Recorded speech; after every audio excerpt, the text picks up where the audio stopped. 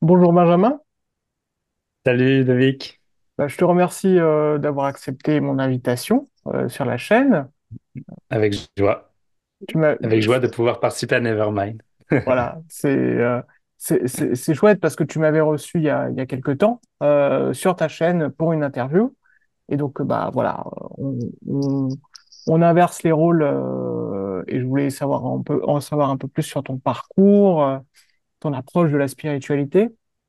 Mm, mm, Je mm, vais essayer de te présenter un petit peu avant de commencer.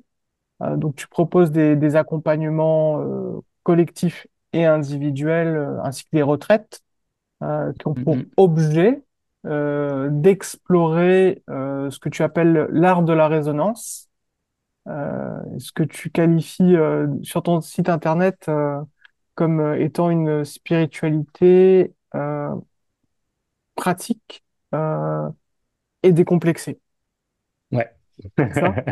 Ouais. Tu as également un podcast qui est intitulé L'Instant Vertical, où tu reçois des enseignants spirituels. Très belle activité, très beau domaine d'activité. Et tu as également une chaîne YouTube sur laquelle on retrouve ce podcast et également d'autres partages. Mm, mm. Donc, pour commencer, je vais te poser ma question traditionnelle. Raconte-moi ton histoire. Est-ce que tu peux me dire et nous dire ce qui fait que tu en es là aujourd'hui à partager, à donner aussi la parole à d'autres personnes et le cheminement, les enseignants, les maîtres que tu as pu croiser sur ton chemin? Mm, mm. Merci Ludovic. Eh bien écoute, on va dire que mon cheminement, on va dire spirituel, en tout cas là où, enfin ce qui m'a amené à faire ce que j'ai envie de faire aujourd'hui, ça a commencé en fait avec aussi un élan particulier qui est apparu dans mon adolescence, qui a été la reconnaissance de l'être humain. J'étais fasciné par l'être humain, par ses fonctionnements, par également sa souffrance en fait. J'étais très proche de personnes qui souffraient et il y avait vraiment un élan de prendre soin en fait, d'être au cœur, vraiment voilà, ouais, de prendre soin. Voilà. Moi, j'en ai fait un métier puisque j'ai décidé d'être travailleur social par la suite. Et dans mes pérégrinations sociales, ça m'a amené à travailler pas mal dans le 93, aussi confronté à des situations sociales et sociétales assez difficiles. Et je voyais que je me confrontais constamment à un questionnement en fait de pourquoi on en est là?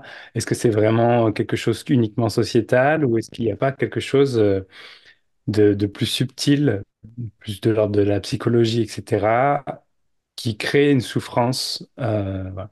Ces questionnements m'ont amené à creuser, à creuser. J'ai, j'ai eu la joie de rencontrer un ami de bien, comme on dit chez les Tibétains, qui m'a beaucoup soutenu et qui m'a initié à la sophrologie transpersonnelle et pédagogique. Et donc j'ai aimé, j'ai fait un cursus entier de 3 ans de cette sophrologie. Et dans cette sophrologie, vu qu'elle a une dimension transpersonnelle, ça veut dire qu'elle va au-delà de la personne. Il y a toutes les questions spirituelles qui ont commencé à mettre à mener sur la table. Et en fait, je me suis rendu compte que ça me parlait vraiment. Ça résonnait. Du coup, je me sentais totalement en résonance avec ça. Et ça réveillait en moi des énergies de goûter, de vivre, de comprendre. Et je voyais que c'était déjà ce que je vivais et que c'était mon moteur déjà, en fait, sans avoir de mots, ouais, sans avoir une grande clarté. Et ce réveil de ces énergies, bon, déjà, m'ont fait beaucoup de bien, m'ont permis une forme de m'aligner quelque part avec ce qui était au final au centre de ma vie. Et, euh, et ça a réveillé une soif d'éveil.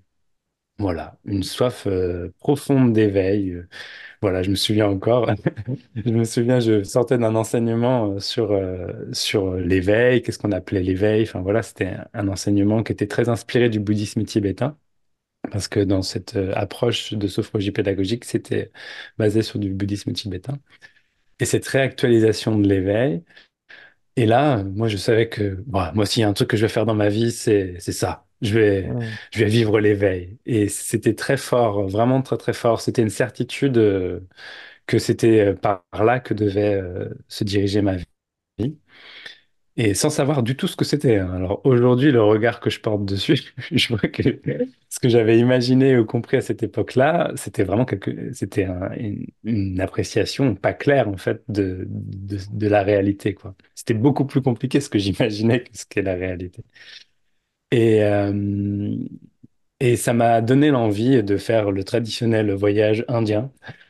Euh, voilà, comme beaucoup de gens, j'imagine. Il y avait une envie de retourner aux sources. J'étais très inspiré par des enseignements indiens, notamment Ramana Maharshi, Mahamanda Muni. Il y avait un côté pèlerinage et un peu me mettre voilà, en chemin avec l'Inde.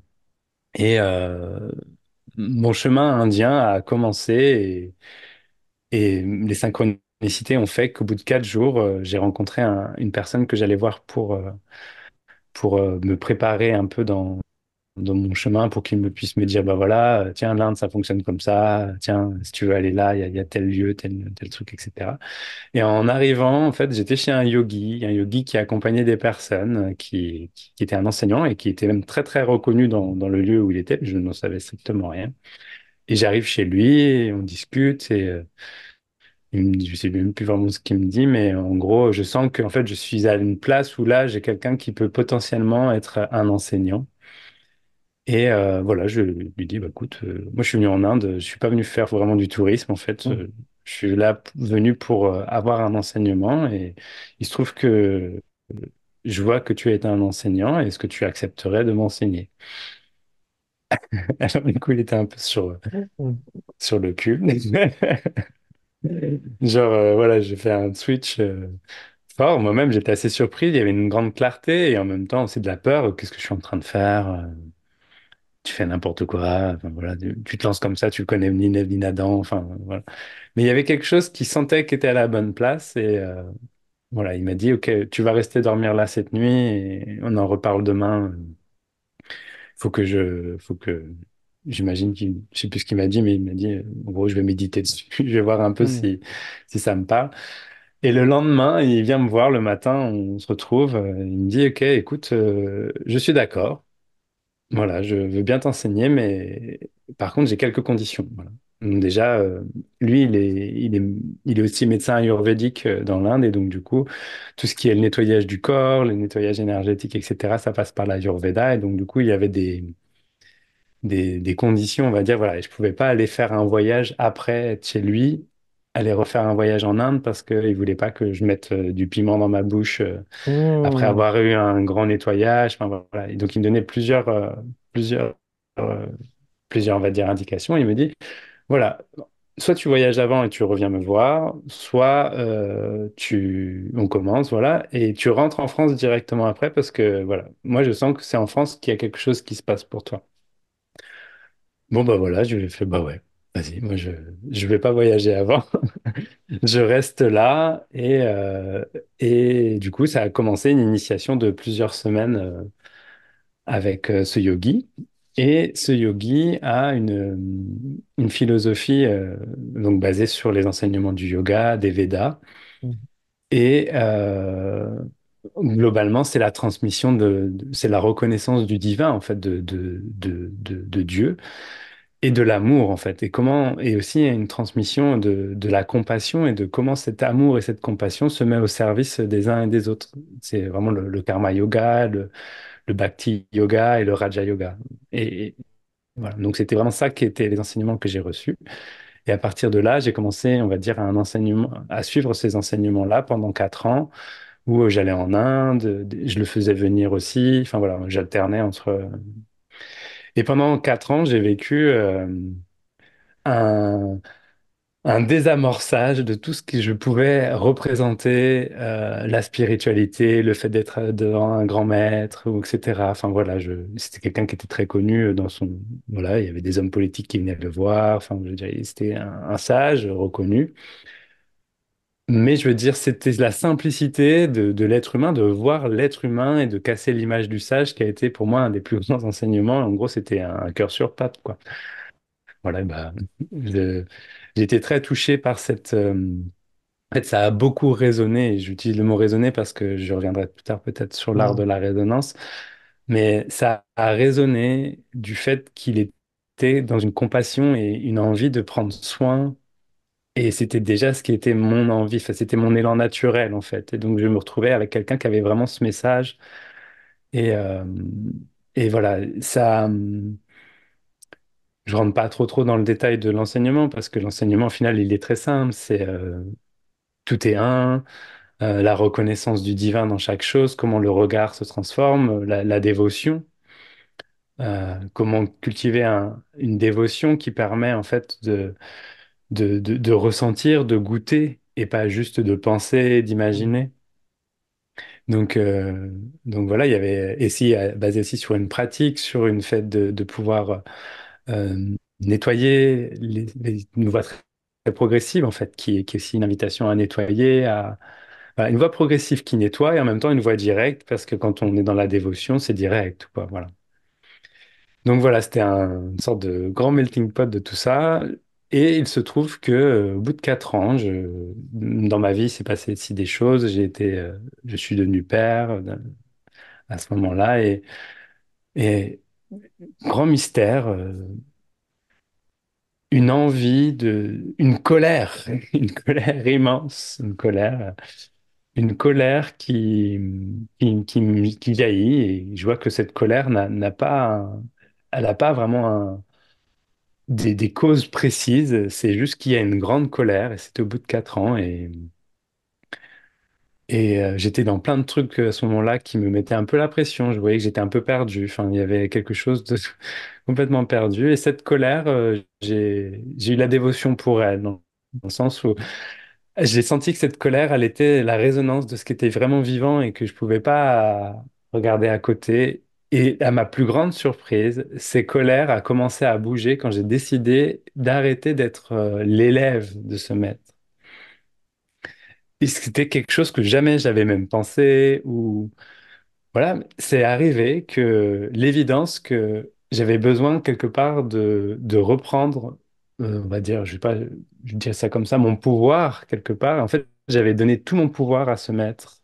Et, et le fait de pouvoir reprendre mon pouvoir personnel, tout d'un coup, redevenait la possibilité d'explorer aussi comme d'autres manières qui n'étaient pas forcément dans cet enseignement.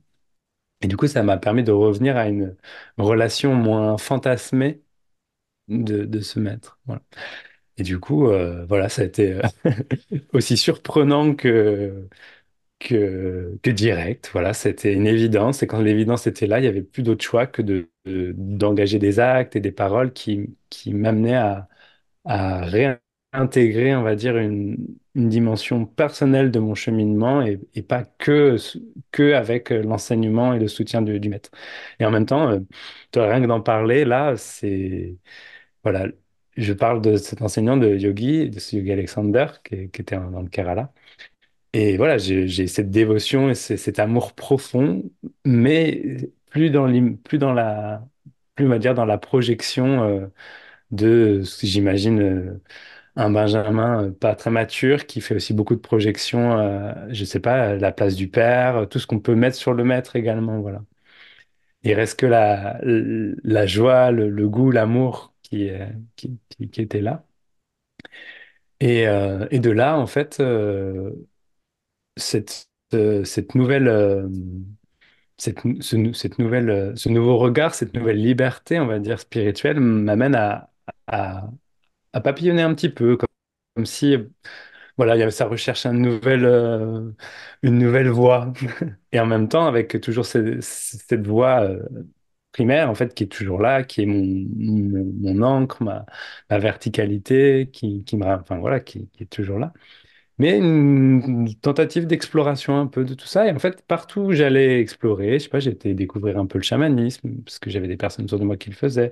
J'étais découvrir. En fait, je voyais que tout le monde parlait de la même chose, mais avec des mots différents. Et là, je sais pas, ça. En fait, peu importe la voie que l'on emprunte, peu importe le, la dévotion, l'énergie qu'on applique à quelque chose, je vois que ça pointe toujours vers le même endroit.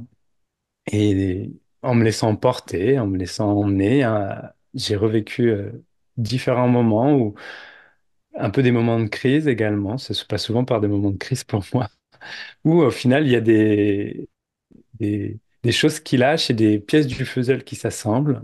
Et on va dire que là, ce cheminement qui aujourd'hui, il n'y a pas l'impression qu'il y a un cheminement, même s'il y a encore une impression qu'il y ait du mouvement de recherche, mais il n'y a pas forcément cette impression de cheminement. Ça s'est dissous avec la découverte des enseignements non duels, notamment, qui sont venus poser des mots et une direction très concrète sur bah, ce qui était vécu avant, sous un autre regard, et qui m'a permis de goûter, en fait, concrètement que cet amour, ce sacré, ce cœur ouvert qui est là, en fait, c'est aussi ce qui ramène à, à cette réactualisation de notre nature véritable, à la reconnaissance directe de l'esprit. euh, voilà. Et,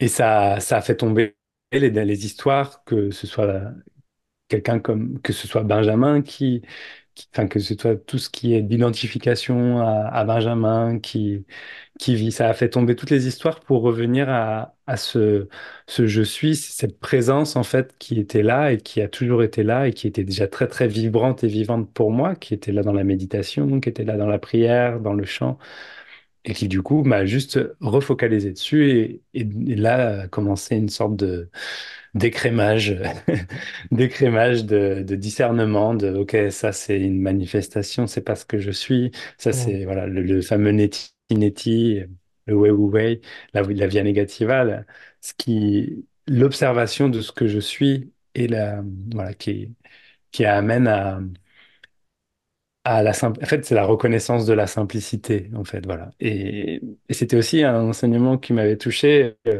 Un enseignant tibétain avait dit un jour, bah, plus c'est simple, plus quelque part c'est par là que ça se passe. Quand c'est Mm. simple, c'est par là, en fait. Et je sais pas, ce mot-là me parle énormément et je vois bien à quel point c'est la simplicité qui permet la reconnaissance. Enfin, c'est la reconnaissance de la simplicité. C'est très simple, en fait.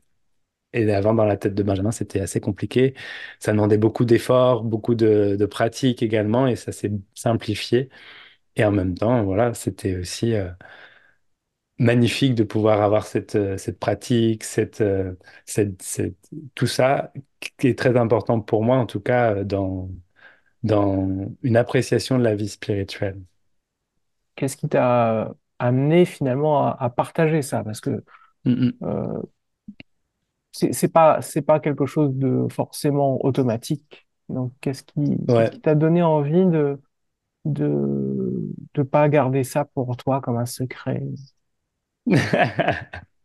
Alors déjà, ça a quand même été un secret pendant pas mal de temps, dans le sens où enfin, ce que je vivais, en fait, c'était un secret, c'était pas vraiment un secret. Ça veut dire que je disais pas, tu vois, j'étais aussi partisan que quand tu vis un cheminement spirituel, il y a beaucoup de choses et dans le creuset, tu enlèves pas le couvert toutes les 4 minutes pour, tu sais, tu fais pas sortir la vapeur. Et je partageais ce que je pouvais partager, mais je m'aventurais pas à faire enfin, voilà, je voulais pas enlever la vapeur. J'étais dans une période de digestion pendant quand même plusieurs années et le partage, c'était plus de partage de l'humain, du soutien. Et déjà, j'étais très étonné d'apprendre qu'il y a des gens qui n'avaient pas du tout envie de partager. Parce que c'est tellement naturel pour moi que enfin, pour moi, j'ai l'impression que c'est comme ça que ça se passe en fait. Et donc, je vois bien qu'il y a des gens qui n'ont pas du tout envie de partager. Et ce partage, il est uniquement basé, pas parce qu'il y a une volonté de montrer quelque chose à quelqu'un ou qui est un besoin, je sais pas, bah, retrouve ta véritable nature parce qu'il faut le faire. Enfin, je sais pas, c'est pas du tout ça. C'est vraiment, en fait, une libération de la souffrance, en fait. C'est de l'amour, en fait. C'est une grande compassion qu'une personne retrouve la joie de vivre. Et c'est là-dessus que mon partage s'est toujours appuyé. C'était aussi, bah voilà, j'ai eu aussi mais ça fait plus d'une dizaine d'années que je suis en accompagnement. J'étais thérapeute également. Et donc, c'était l'envie de prendre soin toujours qui est la même chose que depuis mon enfance, qui m'invite à partager, en fait, puisque quand c'est vu, quand une émotion traverse et qu'elle peut aller jusqu'au bout, bah, elle n'a pas la même impact, la même force que quand elle est prise et qu'elle est identifiée, qu'elle est collée à soi. Et donc, c'est cette envie de prendre soin, de soutenir et d'être vraiment présent pour les autres qui m'invite à partager. Pour la petite histoire, c'est ma compagne dit que je suis une sorte de curé. Mm. Un curé laïque. Et bon, elle est italienne, elle a vécu la religion catholique, pas moi du tout, je suis même pas baptisé ni rien, mais elle trouve que quand dans certaines situations où je me retrouve, où en fait des personnes viennent demander du soutien, de l'aide et un nouveau regard, en fait, je prends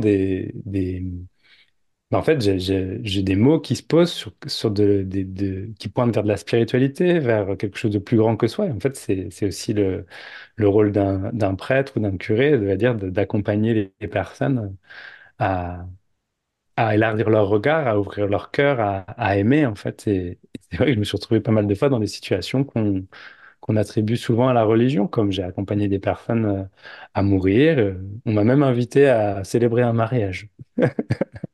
Carrément. Mon père.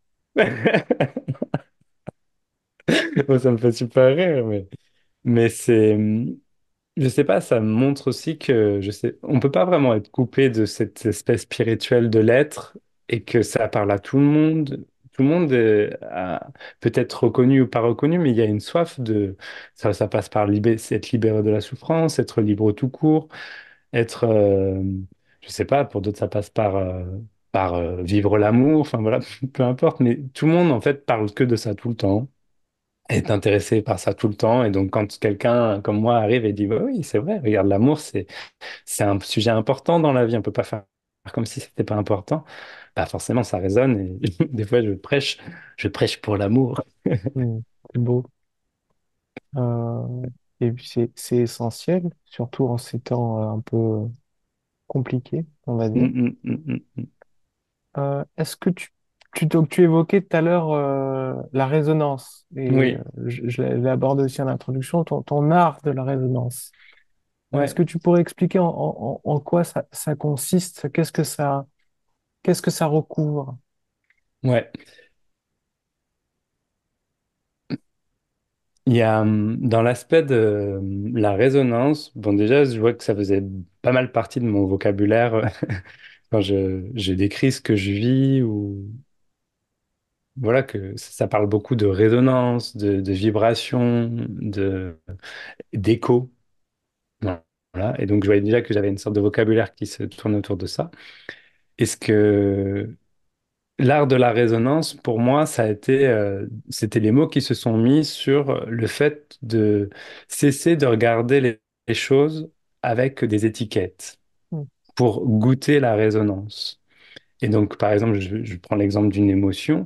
Dès qu'il y a une sensation physique et aussi énergétique d'une émotion, déjà le fait qu'il y ait le mot émotion qui se mette dessus, c'est déjà une étiquette. Le fait qu'il y ait une émotion comme la tristesse ou la peur, il y a une étiquette. Et ces étiquettes, elles peuvent être importantes pour comprendre.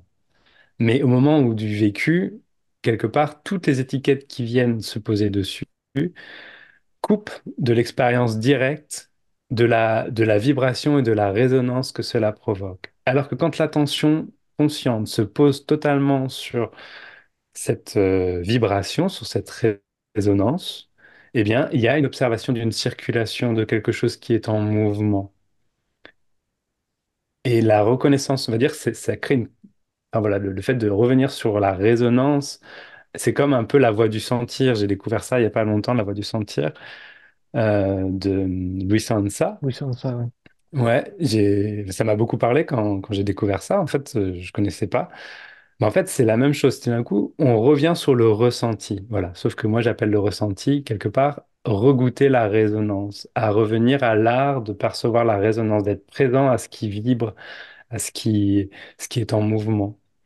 Et cette résonance, là, je l'évoque du côté physique, mais j'utilise beaucoup le groupe, comme tu l'as dit aussi en introduction. Et le fait de mettre un groupe avec une intention particulière, une ambiance dans laquelle qui est ouvert à l'amour, à la grâce, eh bien, on va voir la grâce se manifester à travers de la résonance. Il y a quelqu'un qui dit quelque chose, hop, ça résonne à droite, hop, ça résonne à gauche, et puis tout d'un coup, paf, paf, paf, paf, paf. Et là, quand celui qui perçoit cela ne peut pas dire que ce qui est en train de se passer, c'est l'œuvre de quelqu'un, c'est l'œuvre du contre, c'est issu de l'intellect, de la voilà, il y a bien quelque chose qui est à l'œuvre, que peut-être on pourrait appeler une forme d'intelligence, d'une grâce, qui est beaucoup plus grande que ce que moi je serais capable de faire si ça venait de mes propres capacités, quelque part. Et c'est la reconnaissance que tout ça, ça résonne. En fait, l'art de la résonance, elle pointe vers, vers, vers ce qu'on ne peut pas voir, Mm. mais que le fait que ça résonne autour, tu vois, c'est un peu l'image du trou noir. Tu peux pas voir un trou noir. Le trou noir, c'est la matière qui tourne autour du trou noir qui fait qu'il y a une sensation d'un trou. On peut pas voir Dieu, on peut pas voir l'absolu. C'est impossible de voir l'absolu. On peut juste goûter la résonance de la réalité de l'absolu de Dieu. Mm. Voilà, c'est ça, quelque part, ce que j'aime appeler l'art de la résonance.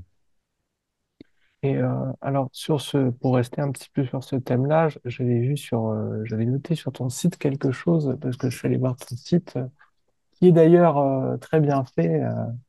Moi, je m'en fasse aussi un de ces quatre quand je trouverai l'énergie. Mais euh, tu dis quelque chose alors que j'ai noté. Tu dis, à travers l'art de la résonance, j'insiste énormément pour vous mettre à l'écoute de vos élans et ce qui fait autorité en vous. Mm, Et mm. moi, ça m'a posé des questions finalement, parce que euh, qu'est-ce que tu entends par élan? C'est un mot que tu as beaucoup prononcé et qui est aussi Ouais. beaucoup utilisé Mm, mm. dans les cercles non duels, le mot élan, et également ce qui fait autorité en nous. En quoi, euh, en quoi ça se distingue finalement de cet élan ou cette autorité de nos désirs ou nos conditionnements habituels, et qui sont Mm, pas mm, forcément toujours heureux, on va dire, mm. Mm, mm, mm. ou pas forcément toujours adaptés. Comment, comment faire c'est ce que tu avais évoqué aussi le mot discernement. Comment Ouais. discerner? Comment être, comment ne pas trébucher face à ces élans? Ouais. Eh bien, écoute, la notion d'élan, le mot élan, je sais pas trop pourquoi il est très présent dans le milieu spirituel, mais enfin, notamment le milieu non-duel, mais moi, ce que ça m'évoque, pourquoi quelque part la notion d'élan, elle indique quelque chose qui apparaît, et qui crée un mouvement, il y a un élan, et que c'est pas forcément, ça crée quelque part une forme déjà de dissociation de j'ai envie, j'ai le désir de. Alors qu'au final, ça se traduit la même chose. Je veux dire, j'ai envie de manger un chocolat. Je veux dire, il y a un élan à manger du chocolat. Je veux dire, c'est la même chose, sauf que c'est un mot qui essaye de pointer vers quelque chose comme quelque chose qui apparaît plutôt que j'en suis la source. Enfin, moi, c'est comme ça que ça me parle. Ensuite, qu'est-ce qui fait autorité? Euh, alors, j'essaye de remettre un peu mes pensées dans l'ordre, mais il n'y a pas une chose qui fait autorité en nous. Et c'est qu'est-ce qui fait autorité en nous? C'est qu'est-ce qui est vraiment vivant maintenant pour soi. Et c'est quelque part revenir à là, il y a quelque chose qui est, je mets les termes demandé, mais c'est pas vraiment demandé non plus, mais il y a quelque chose qui est vivant et qui se déploie, il y a quelque chose qui est là, qui est maintenant. Et si c'est pas écouté, en fait, ça va pas disparaître. Ça va se transformer, ça va se tasser, puis ça va revenir. Voilà. Et c'est dans ce sens-là là, il y a une demande d'une autorité qui dit, c'est là que ça se passe, c'est là que ça se passe, et c'est dans ce sens-là. Et tu vois, quand je te parlais de crise à des moments, je me souviens un jour, je m'amuse avec une amie à faire de l'écriture intuitive, et puis elle me sort un texte. Bam! je me mange une claque de résonance, tu vois. Genre, toi, tu lis un texte, puis tu t'attends pas du tout, et là, bam, tu te manges une grosse claque. Et ça m'a touché vraiment au cœur. Vraiment, ça a fait effondrer une croyance, ça a fait effondrer. J'ai relu le texte, genre, une semaine après, ça me faisait rien du tout. Je comprenais même pas comment j'avais pu être Mhm. touché. Voilà. C'était pas les mots, c'était, tu vois, cette crise-là, elle était devenue l'autorité. Je pourrais plus passer à côté. Je pouvais plus entrer dans la boucle et faire. Elle était devenue trop vivante. Et donc là, il n'y avait plus qu'un choix qui m'était offert, c'était l'abandon. Je m'abandonnais à la crise. Et là, j'ai fait, OK, bah, qu'est-ce que je fais? Je sais pas. OK, Alors, bon, Dieu, Dieu, il est partout avec moi maintenant. Il est là. Il est là. Donc Dieu est là. Donc Dieu me parle. OK, bah Dieu me parle. Vas-y, je t'écoute. Et voilà. Tu vois, il y a quelque chose qui tout d'un coup, la reconnaît. C'était ma manière de me mettre à l'écoute de ce qui était vivant, à quelque chose qui était transpersonnel. Et ça, c'était tellement beau d'intelligence, de reconnaissance d'une nature vibrante que du coup j'étais touché. Tu vois, je sais pas, j'ai pris un livre, j'ai ouvert une page, bam, la phrase qu'il faut. Et Mhm. pour te donner à cette époque-là, je goûtais la grâce et du coup j'avais un petit jeu de cartes avec des petits anges que j'utilise en stage. Et c'est juste des mots, tu vois, et dedans il y a le petit ange de la grâce. Et je l'ai tiré 20 fois de suite. Pas là, sur le moment, c'est-à-dire le Mhm. lendemain, je le tirais 20 fois de suite. C'était toujours l'ange de la grâce. Je le mélangeais au fond, parce qu'à un moment, je me disais, mais attends, c'est pas possible.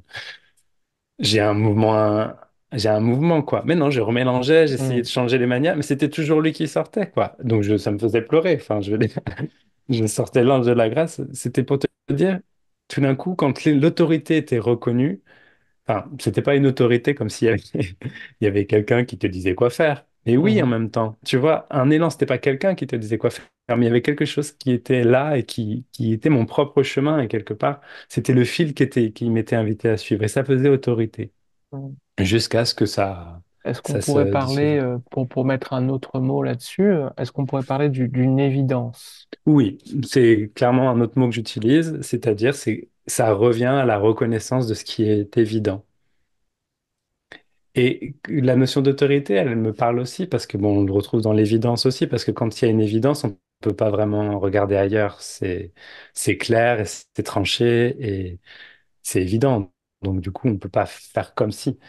Et du coup, ça fait autorité, puisque, en fait, voilà, cette pensée, cette clarté-là, maintenant, elle rend une évidence et donc, du coup, elle va transformer tout le reste. Voilà.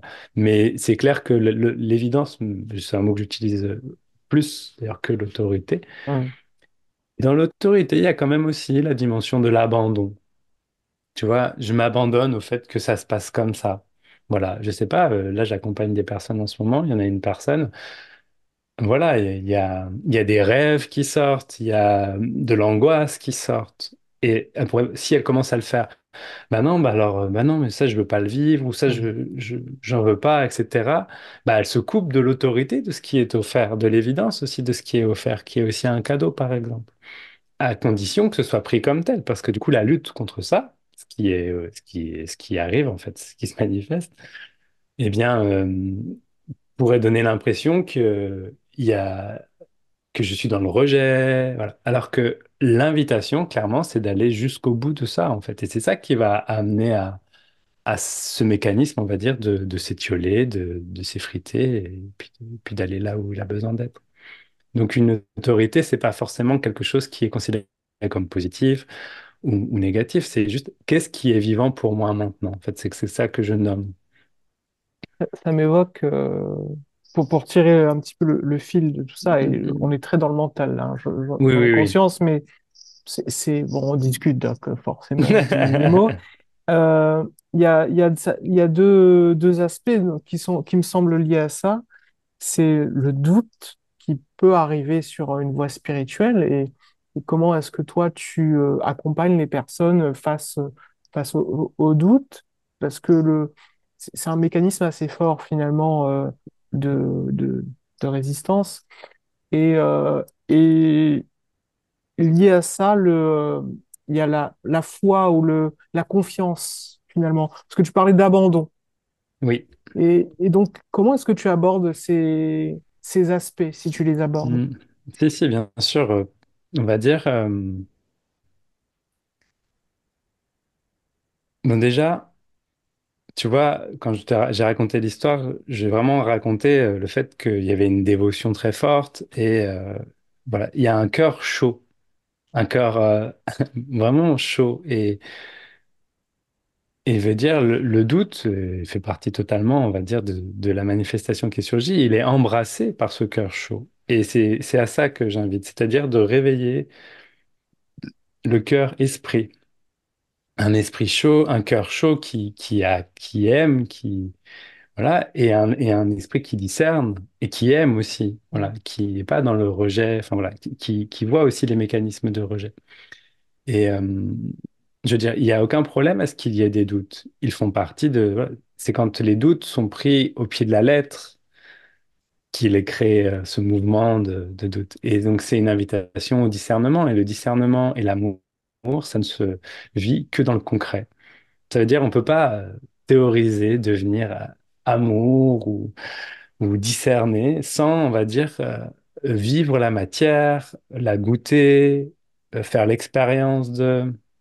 Et donc c'est comme si une invitation à dire oui et, et oui au doute, oui à, oui au fait de dire oui au doute. Et donc déjà dire Mm. oui à un doute, c'est laisser la possibilité que ce qu'il y a comme mouvement derrière ce doute bah, aille jusqu'au bout aussi. Et du coup, qu'est-ce qui restera de tout ça en fait? Donc ma manière d'accompagner, c'est un grand oui, c'est un grand oui d'abandon à cette autorité, à cette évidence Ouais. de là, et de sentir que quand on a l'impression qu'on est en dehors de l'évidence, tu vois, là, je ne suis plus dans l'évidence, je suis, je sais pas, je suis paumé, etc. Bah, de voir qu'au final, si tu reviens vraiment de tout ce que tu es en train de vivre, t'es pas si paumé que ça. Tu es juste en train de vivre peut-être un chemin avec lequel tu n'avais pas l'impression qu'il fallait aller ou que c'est pas par là que ça se passe, mais qu'au final, ce qui t'est demandé là maintenant, c'est vivant en fait. Et si tu reconnais cet aspect vivant, ça ramène directement à cette dimension de l'esprit. C'était de l'esprit qui n'est inaltérable, qui n'est jamais perdu, qui ne se, qui n'est pas touché de manière, qui n'est pas impacté, plutôt ce que je veux dire, qui n'est pas impacté par ce qui est en train d'être vécu, qui est totalement. Et ça repointe directement là-dedans. Donc un abandon à ce qui est proposé, à goûter la matière, à... Ouais, il y a une approche très, même alchimique, tu vois, quelque part, de faire l'expérience du doute, de faire l'expérience de l'amour, de, de faire l'expérience de dire quelque chose qui a l'air d'avoir blessé quelqu'un. Voilà, bah, c'est là qu'il y a le discernement et l'amour qui naît, en fait. Alors, en tout cas, dans ce que j'ai, ce qui me Mm. tient à cœur de partager. Et justement, est-ce que tu proposes des pour, euh, pour incarner ça, pour vivre ça, est-ce que tu proposes des méthodes ou des pratiques ou des méditations? Ouais. Est-ce que c'est quelque chose où c'est plus intuitif ou c'est sur des échanges uniquement? Comment ça se passe? Alors, l'échange, c'est important pour, dans ma manière de faire, est très importante, mais enfin, je fais jamais de l'échange spontané comme ça, sans qu'il y ait une dimension d'exploration. C'est pour ça que j'insiste sur l'exploration. Pour moi, je sais pas, j'ai un côté pédagogique, j'aime bien qu'on mette la main à la pâte. Donc oui, ça va passer par, je sais pas, des situations, des jeux, je sais pas, s'il y a quelqu'un qui était dans un groupe et qu'il y a quelqu'un qui a une émotion intense, bah voilà, c'est parfait.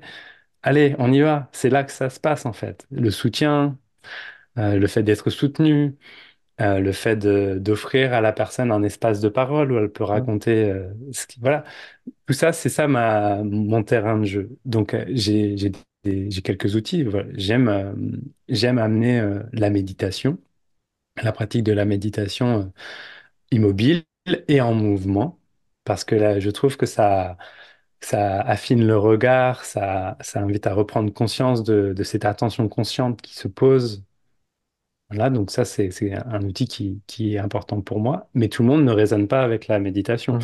Donc, j'ai aussi d'autres pratiques, notamment la méditation, je l'amène toujours par le biais de la relaxation, puis de la méditation.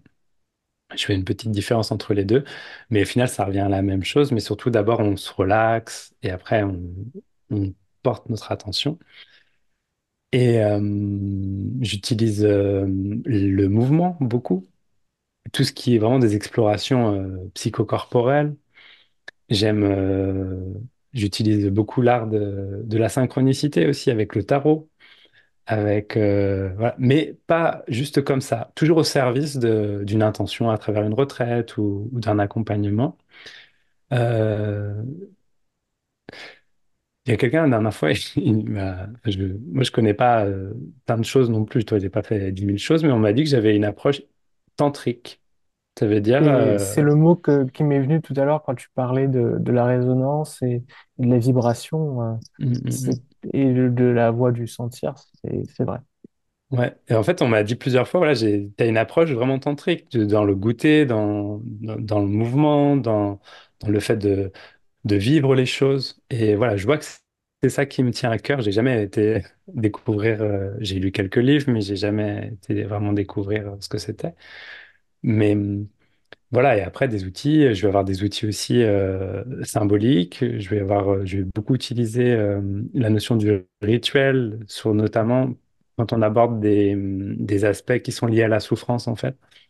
Voilà, la souffrance, c'est un des terrains de matière première qui est vraiment important parce que dans cet espace-là, il y a la possibilité de se sentir soutenu et de demander à être soutenu. C'est aussi ça qui est important. Voilà, donc c'est vraiment ces espaces-là qui sont la matière première. Après, en termes d'outils, euh, moi, j'en ai plein, mais c'est vrai que j'ai pas forcément de mots dessus. Mm. Donc, globalement, la plupart des outils que j'utilise sont des outils qui ont une dimension transpersonnelle. Est-ce que ce sont des outils à emporter, dans le sens où c'est Oui, des compétences que tu transmets finalement? certaines, oui. D'autres, c'est plus le fait d'avoir goûté à une évidence et tu ramènes tes évidences à la maison, en fait. J'aime bien tracer des sillons, enfin, j'aime bien contribuer à tracer des sillons et à inviter après la personne à cheminer. Voilà, par exemple, je transmets pas, par exemple, je pratique le yoga. Dans les retraites, je vais proposer quelques asanas de yoga, par exemple. Mais je le transmets pas dans le sens où, allez, faites ça chez vous, ou Mm. voilà. C'est plus pour l'exploration. Par contre, j'invite les personnes à prendre ce qui leur parle à eux, de ramener, en fait, de piocher un petit peu en fonction de ce qu'ils aiment, et puis surtout à aller explorer si, je sais pas, si quelqu'un a une grande affinité avec le hatha yoga, et ben voilà, d'ouvrir un peu, d'initier la porte pour que quelqu'un aille faire d'aller découvrir le hatha yoga avec des personnes qui peuvent les emmener aussi peut-être plus loin que moi. Moi, ce que j'aime, c'est faire revenir à l'évidence de ce cœur chaud qui brûle et de notre nature de l'esprit. Voilà, d'aller explorer la nature de l'esprit. Et donc pour cela, bah, je vais utiliser beaucoup le corps, des situations aussi de relations et l'évidence qu'on va retrouver dans des exercices aussi de non-dualité, par exemple, avec une des approches non-duales. Je voulais te poser un peu la question que je pose à chaque fois de définition, de notion sur ton approche de ce que serait l'éveil ou la libération, ou encore la cessation de la souffrance, peu importe le mot qu'on va. Mais quelque Ouais. part, entre guillemets, le but ultime. Est-ce que tu considères qu'il y a quelque chose euh, euh, de cet ordre? Et, euh, et si oui, euh, qu'est-ce que, quel serait l'impact finalement sur une qualité de vie au quotidien de l'organisme, de la psychologie? Mm. Hmm. Alors, je vois que on va dire que l'éveil, pour moi, il y a un éveil à la conscience d'être. Ça veut dire, ça s'éveille au fait que l'on est, quoi qu'il arrive, que c'est l'éveil à l'esprit. C'est l'éveil à cette nature de l'esprit qui est vécue intimement. À dire ce que j'appelle l'éveil, c'est cela. La réalisation du soi ou la, l'éveil avec un grand E, je ne sais Mhm. pas comment on pourrait dire, mais il y a une sorte de, c'est que ça devienne la réalité totale. Ça veut dire que c'est pas une notion où j'en ai conscience et puis après j'en ai plus conscience. Puis voilà. Il y a quelque chose de l'ordre d'une intégration totale. Et c'est-à-dire il y a juste le constat que tout est un en fait. Et enfin, c'est même pas un constat, c'est un vécu intime. Voilà. Et la notion d'intimité est très importante dans ce que je mets comme mot dessus. C'est que tout cela, c'est des vécus intimes. C'est, c'est une redécouverte intime de l'absolu, de l'ultime, de Dieu. Et son intégration totale dans les choses de la vie. Ça veut dire que, je sais pas, je me souviens du Guy Alexandre qui me disait, bon, bah, tu vois cet arbre, toi tu vois un arbre, moi je vois Dieu. Mhm. Voilà, c'est-à-dire que l'absolu est reconnu à chaque instant et on peut voir que, je sais pas, Ramana Maharshi disait, il n'y a que le soi, je ne vois que le soi. Voilà, c'est dans cette démarche-là. Et il y a une libération. Il y a une libération pour ceux qui étaient prisonniers. Parce que pour qu'il y ait libération, il faut forcément avoir l'impression d'être prisonnier. Et il y a une libération à partir du moment où il y a l'éveil. Et cet éveil, cette conscience d'être, elle remet cet esprit sur le devant de nos vies, en fait. Et le fait que l'esprit redevienne un espace concret, vécu, eh bien, il y a la circulation émotionnelle, la circulation des histoires, en fait, commence à bouger, à se réactualiser, à revenir sur le tapis si ça n'a pas été écouté. Et donc, ça crée un espace de soins, de guérison, voilà. Tout en voyant qu'il y a des aspects que l'on est, l'aspect que l'on est, notre nature véritable, notre nature spirituelle, elle n'a pas besoin d'être guérie. Elle est l'amour qui crée ce mouvement de circulation, cette manifestation. Et donc, ça, tu vois, donc sur la vie quotidienne, ça a un grand effet quand tout d'un coup, des, des situations de vie ne sont plus en réactivité par rapport à de la peur ou de la culpabilité, mais deviennent juste la possibilité que une manifestation se fasse juste par un acte d'amour, par exemple. C'est-à-dire que il y a quelqu'un qui dit quelque chose, tu n'es pas en train de te mettre sur la défensive, mais tout d'un coup, c'est un mot d'amour, ou c'est un geste d'amour, ou c'est un silence d'amour qui se manifeste. Alors qu'auparavant, tant qu'il y avait ce besoin réactif sur ce sujet spécialement, eh bien, c'était un mot de colère, ou c'était un mot de rejet, ou un mot de... voilà. Et donc, dans ce sens-là, ça va pas changer grand-chose à la vie quotidienne, dans le sens où bah, il y aura toujours une vie quotidienne, il y aura toujours de la circulation émotionnelle, il y aura toujours des choses qu'il y aura des goûts de faire ou des envies de faire, mais ça va changer la manière dont c'est vécu. C'est quelque part, ça va remettre ce goût d'absolu dans le relatif. C'est impersonnel dans le personnel. Et voilà, ça me fait, ça me fait du bien rien que d'en parler, puisque je sens que c'est juste joyeux, en fait. C'est bon, c'est savoureux, c'est goûteux, et c'est joyeux, et c'est simple. Mhm. Et comment, c'est une question que je pose souvent aussi parce que c'est quelque chose que j'ai pu constater, que ce soit chez moi ou chez d'autres. Comment garder les pieds sur terre et ne pas se bercer d'illusions sur ces prétendues réalisations? Mm. Et je rajoute tout de suite un truc sur la question, est-ce que finalement, est-ce que c'est un passage obligé ou pas de se planter? Alors, je ne sais pas si c'est un passage obligé, mais je vois que la plupart des gens que je connaisse ou qui témoignent sont bien à un moment obligés, se sont plantés. Moi y compris, hein, je veux dire, ça fait partie du jeu. Et on avait eu un échange dans l'épisode que tu avais eu et que tu avais eu sur ma chaîne. Tu disais, il y a besoin de garder une sorte de petite réserve, un truc de je ne suis jamais sûr. Voilà. Et moi, ça me parle beaucoup, ça. Et je pense aussi que ça a été quelque chose que j'ai reçu à travers des enseignements où j'ai un énorme respect pour ce qui saisit, en fait. Ce qui saisit, je le trouve beau, vraiment, d'une finesse pas D'une possible intelligence aussi. et d'une intelligence phénoménale, un truc de fou, quoi. Et donc, je ne suis jamais surpris quand je me suis fait choper. Mm. C'est-à-dire que je me suis fait choper et c'est beau de le voir. Voilà, c'est parti en roue libre, hop, hop, hop. Et quand ça le voit, je m'émerveille de ça. Et, et il y a tout de suite une pensée qui pourrait dire, ah, mais je me suis fait choper, donc ça veut dire que je ne suis pas le soi ou que je n'ai pas réalisé ma véritable nature. Ah, ça a ressaisi par la porte de derrière. Mm.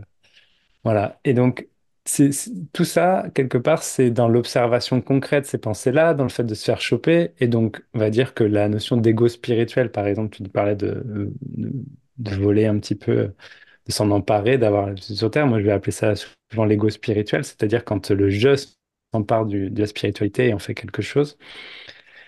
Eh bien, pour moi, c'est d'une banalité Mm. incommensurable. Voilà, ça fait partie totalement de la manifestation.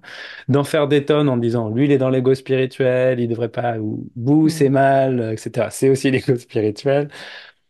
Ben voilà, c'est la manifestation à l'œuvre, en fait. C'est comme ça se prend pour quelque chose, ben ça se prend pour quelque chose, avec les conséquences que ça peut avoir, hein. Ça peut avoir de très, très lourdes conséquences, puisque l'ego spirituel, il est dans quelque chose de très subtil et il aborde des sujets fondamentaux chez les êtres humains, comme on Mm. disait tout à l'heure, l'amour, la paix, la souffrance, etc. Donc forcément, ça lui donne une capacité de résonance à grande échelle. Et donc voilà, quelqu'un qui se prend pour quelqu'un de, de- d'envoyé de Jésus-Christ, etc., de je sais pas quoi, au nom tu vois, d'une vérité qu'il est le seul à détenir. Euh, bon, écoute, c'est comme ça, en fait. Après, c'est là où il y a une culture du discernement. Voilà, je Mm. pense que c'est aussi la notion d'entraînement de l'esprit. Je pense on se rejoint pas mal là-dessus. Enfin, en tout cas, quand je t'avais écouté, je résonnais beaucoup avec ce quand tu disais ça. Mais en gros, il y a une notion d'entraînement de l'esprit, une volonté forte et de discernement, une reconnaissance du discernement, de pas prendre des vessies pour des lanternes. Voilà. Et c'est un engagement profond, un engagement total. Et voilà, il y a une notion d'être surpris. Je me souviens aussi quand, tu vois, il y a un moment, j'avais des concepts et des pensées, j'avais beaucoup de concepts et de pensées. Et je me disais, bah, du coup, il y avait un imaginaire qui se mettait derrière en disant, bah, si ce concept se réalise, bah, je vais devenir comme ceci ou comme cela. Mm. Voilà. Et en même temps, je voyais bien que c'était pas ça la réalité.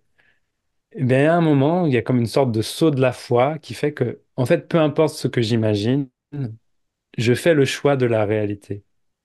Et la réalité, c'est ce qui va me ramener à la maison. Voilà.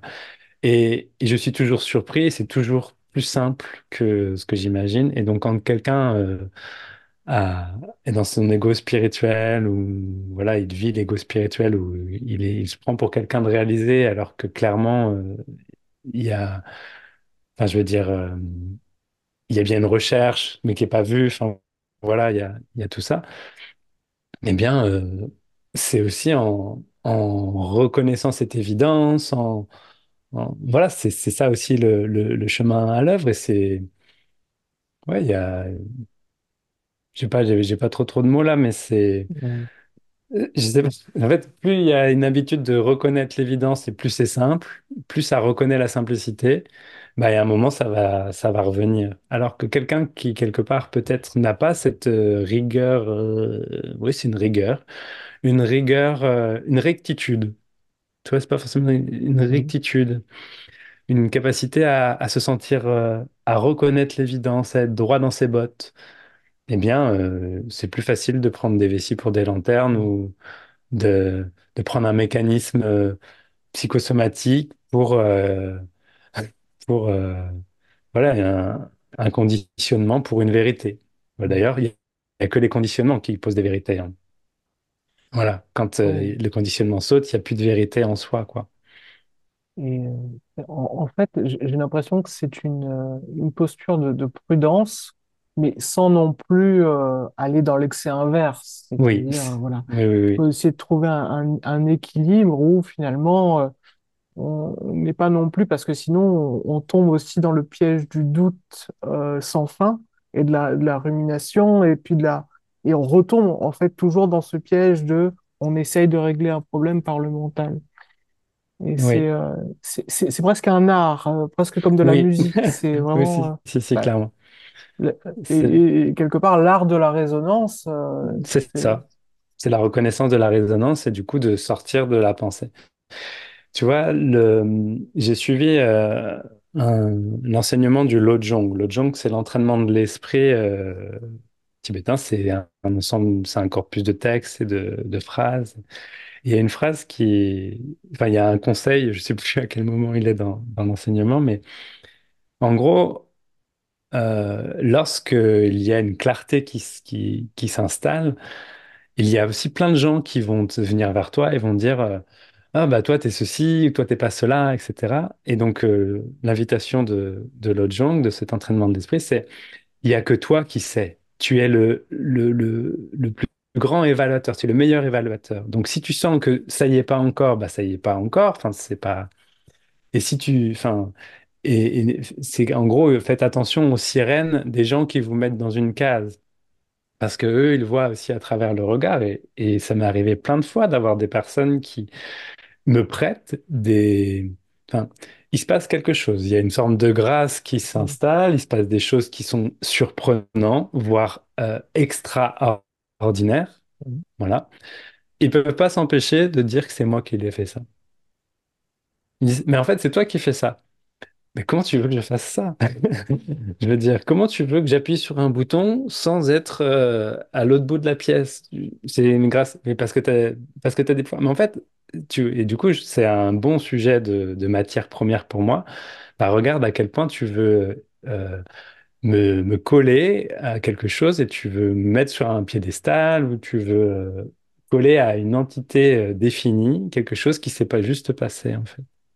Ça rassure juste le mental. C'est un mécanisme très intéressant, ça, soit dans les accompagnements individuels ou même dans les accompagnements en groupe. Finalement, il y a presque comme un transfert Oui, qui va se si. faire, et une projection Oui, et des attentes. Et finalement, elles sont à la hauteur de la recherche peut-être de la personne. Et aussi, et c'est pour ça que d'avoir des outils de discernement et même alors je sais pas si ça se dit comme ça en français, mais d'empouvoirment, c'est-à-dire de ouais, carrément. récupérer son pouvoir personnel quelque part, c'est important. Parce que c'est vrai qu'on peut avoir des phénomènes aussi dans la spiritualité. C'est normal parce qu'il y a aussi cette bhakti, cette dévotion. Il peut y avoir ce phénomène euh, de, de donner même son bon sens quelque part. Oui, ben oui, Et carrément, c'est ça, hein. Tu donnes carrément ton bon sens à l'autre. Et tu vois, quand je disais la notion du cœur-esprit, tu vois, le cœur-esprit, il est pour moi un cœur chaud, grand ouvert, qui accueille tout, mais un esprit acéré, incisif. Si le cœur, il est juste chaud et grand ouvert, et qu'il n'y a il y a aucun discernement, ça accueille tout sans rien, mais ça prend aussi tout, et peut-être au pied de la lettre, tu vois. Un cœur, bon, quoique là, la métaphore, elle a sa limite parce qu'un cœur chaud, il dissout tout aussi, tu vois. Mais un esprit incisif, ça repère l'évidence. C'est pas un intellect incisif. C'est, c'est un mécanisme qui résonne ça, c'est un diapason, quoi. Ça repère la note juste, ça rééquilibre et c'est les deux, en fait. Et peut-être que pour certains, ça passe, tu vois, des personnes qui sont très nanny, essayer de comprendre la connaissance, etc. Eh bien, à un moment donné, le cœur va devoir s'ouvrir. Et pour Hmm, des personnes pour qui le cœur est totalement ouvert, je suis totalement amour, je suis que amour, etc. Mais il y a un moment, il y a un peu de discernement qui va devoir tomber là-dessus, parce que le que amour, c'est aussi une fuite. hmm. Alors, toute cette conversation, ça appelle bon, ma dernière question, qui est finalement pour faire cette part des choses, est-ce que tu penses qu'il est important de se faire accompagner lorsqu'on s'engage sur ce type de voie ou finalement la vie aussi peut être l'enseignante? Ouais, bah voilà, t'as répondu, la vie est Ah, zut. l'enseignante. Ouais, en fait, dans j'ai vécu, c'est le Sadhguru, c'est le gourou intérieur. Et tous les enseignants, tous les maîtres, tout ce que j'ai reçu comme enseignement est toujours arrivé à travers, tu vois, cet élan primaire, cette manifestation de c'est par là que ça va, etc. Et je pense qu'il y a des personnes qui ont clairement besoin d'avoir un enseignant ou plusieurs enseignants. Parce que c'est dans leur nature, en fait. Et d'ailleurs, on voit bien, c'est des personnes qui vont aller le chercher. Et il y en a d'autres, c'est pas le cas. Mais dans tous les cas, c'est cette autorité de la vie, c'est cette intelligence de la vie qui se manifeste à chaque instant, qui est l'enseignant. Et, euh, et peut-être aussi que c'est une manière, tu sais, il y a une manière européenne, occidentale de voir l'enseignant. Et comme je te disais, j'ai lu des livres intéressants. Il y avait Le Maître boit du Bourbon ou du bois du whisky. Hmm. C'est un livre qui parle de ça également. Dzongtsar Khyentse Rinpoché, je crois. Oui, oui, c'est ça, c'est celui qui a fait des films là, sur la Coupe du Oui. Monde. Et il est beau ce livre parce qu'il montre aussi à quel point les Occidentaux, ils, ils projettent énormément de choses sur l'enseignant, tu vois, comme dans la petite discussion. Et en même temps, si c'est par là que ça veut passer, c'est par là que ça veut passer. Hmm, Voilà. En tout cas, dans ce que j'ai vécu, les enseignants ont été très importants. Et je ne peux pas dire ce que c'est de ne pas avoir eu d'enseignants puisque j'ai eu des enseignants. hmm, Mais je vois que j'ai eu un moment besoin de m'affranchir de l'enseignant. Et pourquoi ça se passe comme ça pour moi? Ben, je sais pas. En même temps, j'ai été très indépendant. Et un côté de moi très, très indépendant, par exemple, qui veut faire un peu comme moi j'ai besoin de faire, d'être un peu libre de faire comme ça a envie. Bon, bah, c'est une caractéristique de cet organisme psyché et corporel qui fonctionne aussi comme ça. Mais dans tous les cas, toutes les synchronicités, toute l'intelligence de la vie qui se manifeste, c'est bien une intelligence qui est là et qui fait que, je veux dire, comment expliquer que au moment où tu vis quelque chose, il y a un livre qui s'ouvre et qui tombe pile hmm, poil sur la page sur laquelle, enfin, tu vois, tu peux pas expliquer ça. Et ça, c'est ça l'enseignement. C'est le plus grand des maîtres et c'est ça qui est à l'œuvre maintenant et qui est invité à être reconnu. C'est ça que j'invite à reconnaître. C'est là. Après, qu'il y ait des humains qui deviennent le vecteur de cette intelligence de la vie à travers leurs mots, à travers leur absence de mots ou à travers leur maladresse. Ça fait partie de l'intelligence de la vie. C'est à aucun moment ce sera plus tard, c'est maintenant. Maintenant, là, tout de suite, absolument toute la manifestation, voilà, il y a cette intelligence de la vie et quand elle est reconnue, ben, il y a une sensation de ne faire qu'un, en fait. Tout d'un coup, c'est pas mon intelligence de la vie et l'intelligence de la vie de l'extérieur, c'est qu'il n'y a que ça, quoi. Voilà. Donc c'est là-dedans que j'aime aller. Et alors, avant qu'on conclue cette conversation, est-ce que tu pourrais nous indiquer si tu as des événements? Alors, on rentre dans la saison des retraites, hein. Tout à fait. Donc, j'imagine que tu dois avoir des choses d'organiser, peut-être des choses à annoncer ou des actualités. Ouais, bah merci de ta proposition. Bon, on rentre dans la saison des retraites, comme tu viens de le dire. J'ai trois retraites cet été. Une retraite autour de la folle sagesse, j'en ai pas trop parlé, mais globalement, j'en ai parlé, enfin, sans mettre ces mots-là, mais c'est cette capacité à pouvoir accepter les choses telles qu'elles le sont et à goûter à cette bonté fondamentale. Et c'est pour ça que j'utilise l'art du clown. Donc, c'est des retraites assez joyeuses qui amènent à regoûter à la nature de l'esprit à travers des outils comme le clown, par exemple. Ça, j'en ai pas parlé tout à l'heure. J'ai aussi une retraite que j'ai appelée la Cour des miracles. Voilà, c'est ma petite dernière. C'est mon invitation, c'est d'offrir un espace à toutes les personnes qui veulent la libération de la souffrance Mm. et d'un vrai espace où on peut vraiment se déposer, aller regarder, à changer de regard sur la souffrance et de voir que la souffrance s'arrête ici et maintenant. Voilà. Et donc, c'est une retraite de soutien, une retraite avec des aspects thérapeutiques s'il y a besoin, voilà. Et c'est une retraite collective pour que la grâce puisse faire les miracles de l'humanité. Voilà. Et donc, ça, c'est au mois de juillet, c'est en Ariège, là où j'habite. Et j'ai une dernière retraite en août autour de la présence. Et donc là, c'est une retraite plus axée sur la méditation, sur le silence. Donc, c'est une retraite avec des jours en silence et des explorations de cette présence, de cette attention consciente qui se pose sur les choses et qui voit, qui perçoit. Voilà, c'est, tu vois, c'est des aspects différents, des pistes d'exploration différentes. Et voilà, j'essaye de créer des pistes d'exploration différentes qui parlent à différentes personnes et qui, moi, du coup, ont du goût pour moi, en tout cas. Bah, je mettrai les informations en description. Et bah, je Merci. te remercie de cet échange passionnant. Et je suis heureux d'avoir pu creuser un petit peu plus ce que tu faisais. Je pense que je mettrai la vidéo ce dimanche, sauf si je j'ai pas le temps de le faire, mais normalement ça devrait être mis en ligne dimanche. Et donc voilà, bah, je te remercie et puis je te souhaite de passer une excellente journée. Merci, Ludovic. C'était vraiment une joie de partager avec toi. C'est- Voilà, je sens la résonance. L'art de la raison. Au revoir. Merci, merci de votre écoute également. Bye.